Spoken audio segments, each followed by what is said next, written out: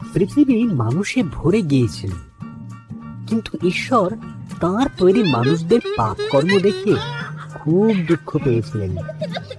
তিনি তাদের ধ্বংস করার জন্য মহাপ্লাবন ঘটানোর সিদ্ধান্ত নিলেন।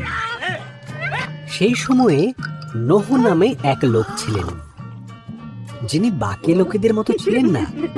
নোহ ঈশ্বরকে ভালোবাসতেন এবং তাঁর বাধ্য ছিলেন। ঈশ্বর নোহ ও তার পরিবারকে মহাপ্লাবন থেকে বাঁচিয়ে রাখার কথা ভাবলেন। ঈশ্বর নোহকে মহাপ্লাবন থেকে সাবধান করলেন।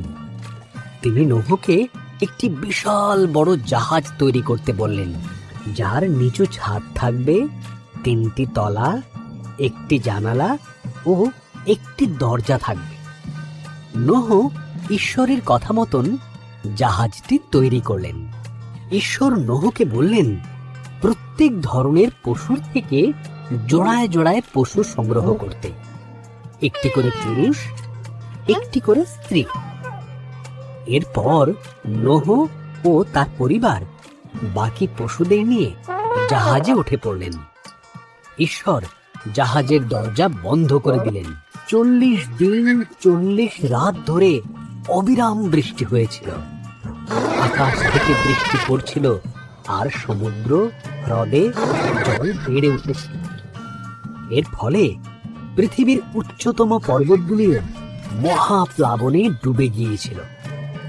এই অবস্থায় নোহ আর তার পরিবার ও অন্যান্য পশুরা জাহাজে নিরাপদে ছিল এবং তাদের জাহাজ মহাপ্লাবনে ভাসছিল।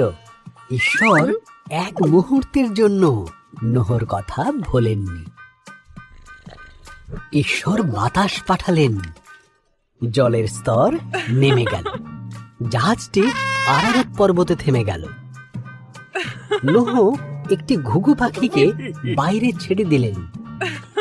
যখন পাখিটি আর ফিরল না, তখন তিনি বুঝতে পারলেন পাখিটি এখন নিরাপদে আছে।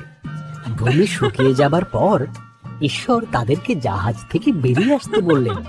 তিনি আকাশে প্রতিজ্ঞা স্বরূপ একটি মেঘধনু বানালেন, এই কারণে যে তিনি আর কখনো পৃথিবীতে মহাপ্লাবন আনবেন না।